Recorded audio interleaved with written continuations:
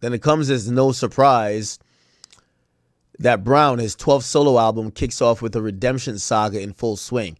They keep trying to rewrite what I survived, judging chapters they never read inside. He sings over the beat the odds motivation pop of Leave Me Alone.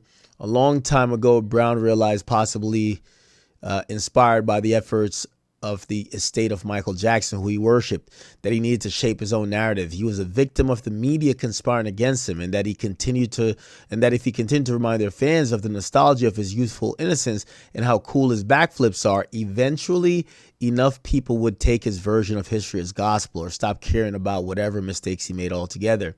That's not to say he hasn't been an incredible popular hitmaker all along, but for a while there, people kept their loyalties to Team Breezy on the low. Those days are long gone.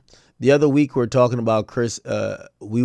Chris Brown in the barbershop, and one of the barbers was ready to throw down in defense of his honor. In 2025, Brown won his first Grammy Award in over a decade, Best R&B Album for the deluxe of 1111.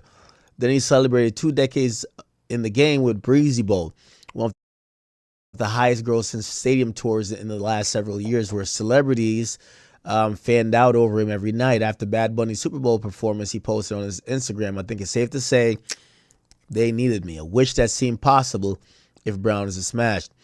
The Chris Brown taboo has been lifted. If the musician biopic industry doesn't collapse, I could already see how forever Chris Brown's story will go down. He was a chubby cheek choir boy from a trailer park from small town Virginia, with a God gift for loose-limbed footwork and flips that sung about teen love with a Tevin Campbell-like gooiness.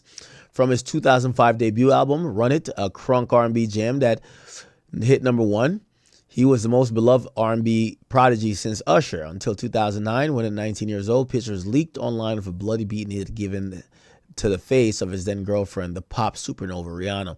From there, the story will recount how the media rejected his strides towards growth, skipping over the additional allegations of abuse. Jesus Christ. How they started like this?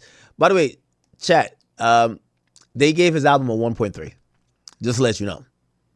They gave his album a 1.3. They're not rocking with C Breezy. And they haven't even talked about the album yet. They only talk about him beating Rihanna up. His first 2 albums have joints that were classic in my iPod, but back then, okay, so he's just kind of, they're like just like ripping him the entire time. Wow.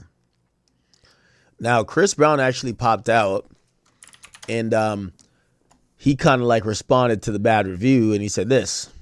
Team Breezy, I know people want me to get on here and, say some sad shit, but fuck that. We kicking their ass, goddammit. We ain't letting up. I'ma keep my foot on their neck, and we ain't stopping. You hear me? We doing this motherfucker tour. More shit to come. I'm not gonna tell you what's more to come, but it's coming at the end of the day. I don't give a fuck what these niggas is talking about. I know exactly who my fans is, and I know exactly who hearing this album. If you not my fan, I don't want you to listen to my shit. Go listen to motherfucking Zara Larson or somebody. Fuck them. Team Breezy. All right. Yeah. Unfortunately, I kind of hate that Chris Brown's still going through it. It's always made it kind of impossible for him to be the best version of himself. And I could say that and have a critique as well.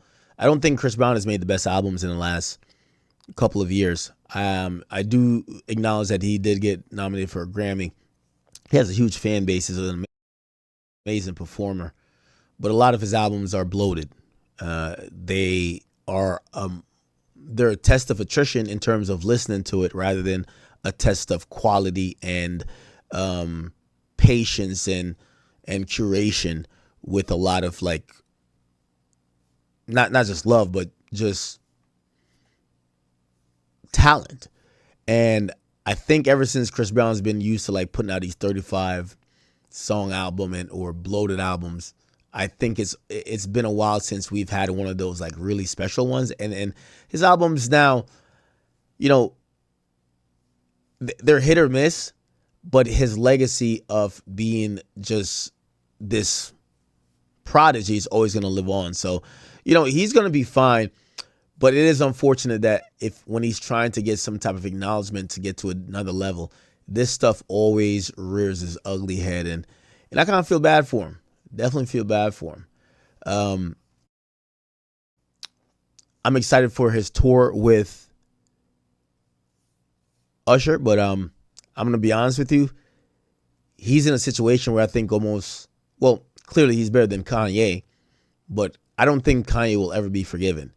And just like Chris Brown, I don't think he's ever forgiven, except I think it's to a lower level at this point. It's been, remember that thing happened in 2009. It's literally been 17 years. And 17 years when they're reviewing his album, Pitchfork, they did a whole article on how he's still a piece of shit before they even got to the music, which is bananas if you ask me. Okay.